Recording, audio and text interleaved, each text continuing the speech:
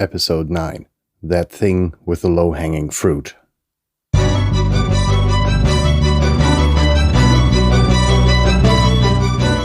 You're listening to the very best podcast in the world on health, wealth, and happiness. Please remember to leave a review and share with all your friends and family.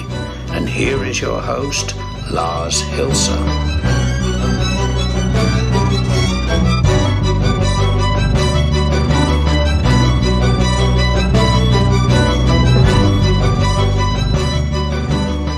Another totally exciting week is drawing to a close. So welcome to the 9th episode already of the very best podcast in the world, Personal Superiority Through Health, Wealth, and Happiness. Friends, family, distant relatives. I don't know who else I'm missing out on. I had an interesting experience, and this is one of the more recent ones, therefore, out of my current life. I was catching up on some chores at home and got a call from my very sporty better half who was out running and had found a very antique old plum tree on her running route and had found that it was still bearing fruit despite the fact that we're going heavily into autumn or fall, whatever you want to call it.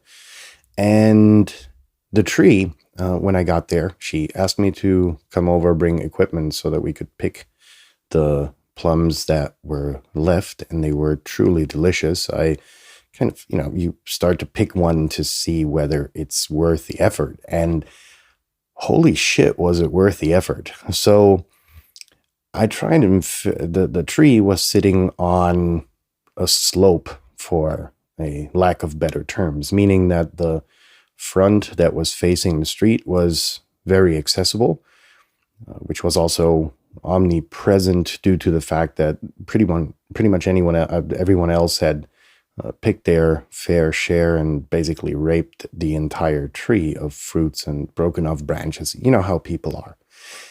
However, it was quite cumbersome to get to the other side of the tree, which was standing on the lower side of the slope, was therefore less accessible. And nobody could really be bothered to bring a ladder, and there was high grass, and whenever you would step towards the other side, there was a high chance you would fall 10 meters or 30 feet down. So nobody really bothered, and we did. Despite the fact that the tree had thorns. It was like I said, a very old breed of plum tree, or what do you call it? I'm missing the scientific term here. And we kind of took the tools that I had brought, which was, a little hatchet, just to pull the branches forward and pick the plums, which we then put into a basket. And while we were doing so and making very, very delicious marmalade out of these plums, I was contemplating why people would only pick the fruit that was towards the street, aka more accessible. And I found that the higher hanging fruit, or the less accessible fruit, which kind of goes on par, probably tasted better because they were exposed to the sun longer than the fruit that had already been picked, obviously. And I tried to draw parallels to actual life. And in my previous lives, there were those that were very successful, and there were those that were less successful immediately, but turned out to be successful later on. This went in line with the fact that a lot of the startups I founded were not necessarily immediately successful because the product wasn't good, but the market wasn't there yet. Just to give you an example, when I left the insurance or the financial sector, to be more precise, I founded a web design firm that was, amongst others, focused on delivering an alternative website for mobile devices. Something which today, probably, 15, 16 years later, is quite normal because we've got the iPhone, we've got Samsung, we've got the entire Android universe, and a very big trend toward mobile devices. Now, 15, 16 years ago, when I founded that company, that was something rather abnormal. However, there were the first mobile devices out there, namely BlackBerry, and I think Google had this first mobile device which had, like a keyboard. You could flip it open, at a keyboard in the bottom half that you would flip out. And one of the main problems was that, particularly in Europe, the data plans were insanely expensive, and they were billed by, I think, in 50 kilobyte steps that you would download. So business travelers, which mostly relied on Blackberries and so on and so forth, were paying shitloads of money because they were accessing a website which was built for the already progressed internet infrastructure, meaning that you had okay bandwidth. So it didn't really matter when you designed a website. You didn't really focus on resizing images so that they would consume less bandwidth. That was another 10 years earlier. So that had vanished almost entirely in the design user experience process. So the user experience in that time was really ostentatiously good-looking websites to keep the customer on board as long as possible. And getting back to my example, I had really developed websites, number one, of course, to fulfill that user expectation, that you had like a computer screen filling website with, I don't know what was the normal resolution back then, must have been kind of like along the lines of Full HD Pro, or maybe 1280 by 786, I think it was. And then we would always do a copy of the site, which was made for the really tiny postage stamp sized BlackBerry screens that were out there. And it was a hard thing to sell, because a lot of the organizations that we spoke to weren't the real audience, if you will, because they just didn't give a flying fuck. While corporations, and particularly banks, really did pay attention, because airlines and so on and so forth. So organizations which were really communicating with those frequent travelers, hotels, obviously, hospitality businesses, restaurants, and so on and so forth. That being said, there was a real difficult sell towards the hospitality industry in particular, because they didn't really see the internet as it was, or as it would be. They saw it as a status quo. It was more like an information thing rather than an interactivity thing. And that took another few years to actually fruition. So we were sitting on this product, which was totally kick-ass, because we had an automatic redirect, meaning that you would access the website from a BlackBerry and it would automatically redirect you to the mobile version, which, a BlackBerry user would be very grateful for, because they wouldn't end up shelling out shitloads of money to their mobile providers.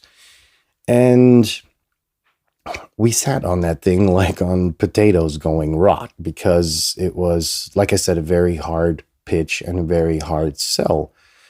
And those were like the high-hanging fruits that I referenced earlier, in that the product was then later, probably about with the advent of the iPhone and the smartphone generation coming up, the product became kind of like in demand. But I had already kind of shut it down. Well, not really shut it down, but I'd put it in a drawer, never to be seen again. And I was wrapping my head around totally different things. when that happened. That being said, the low-hanging fruit was really an example of where I went ahead and said, in the financial sector, sorry, kind of lost track there, in the financial sector, where I made good money kind of immediately. And that being said, it was really an interesting experience and one thing to prefer. Now, going back to this mobile web thing, this was something that we did sell at the end of the day, and we did sell it quite well like I said, in the advent of the smartphones and so on and so forth.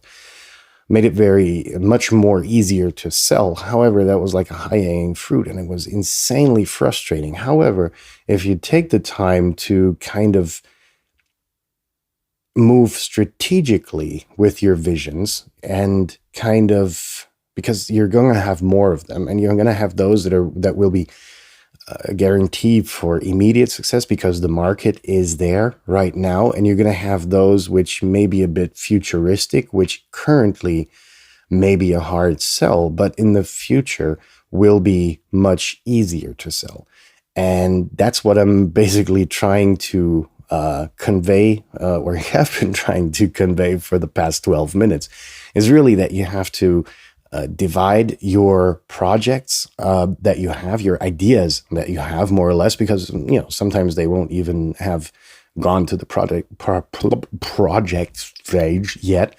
And in that case, you really have to divide your attention adequately, because those ideas that have potential for immediate success, of course, require 80% of your focus, for instance, while the strategically or long-term ideas, which aren't ready for market as of yet, will, of course, be better off with 20% of your current attention, just because the immediate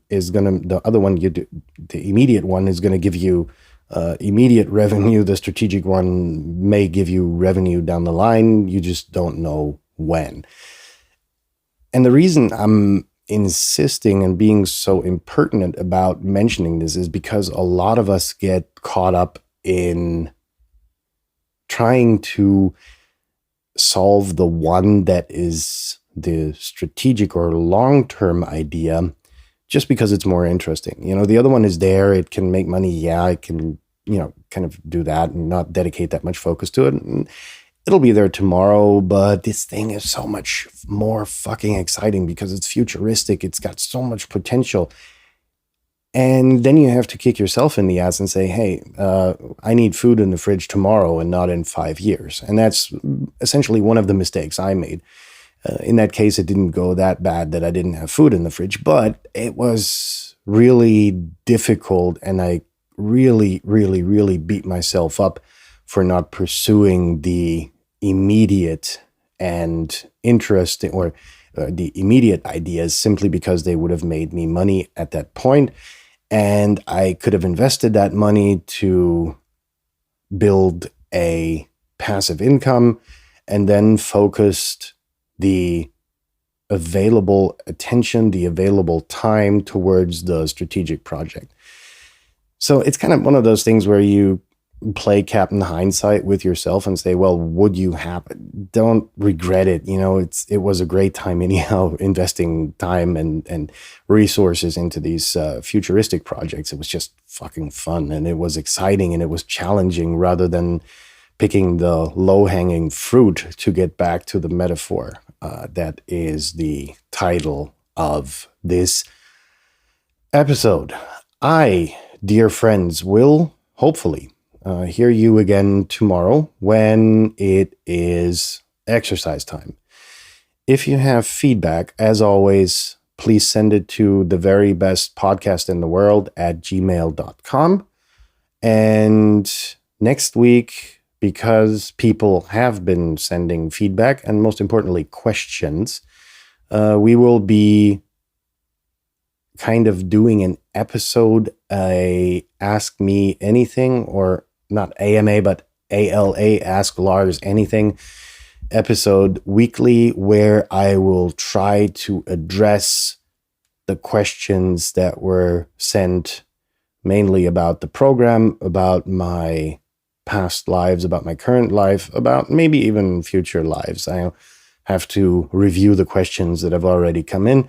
And then tomorrow, it's exercise time. I hope you're excited, as I am. And have a good night, a good day, success and love and peace and happiness and health and wealth to all of you out there on the machines. See you tomorrow.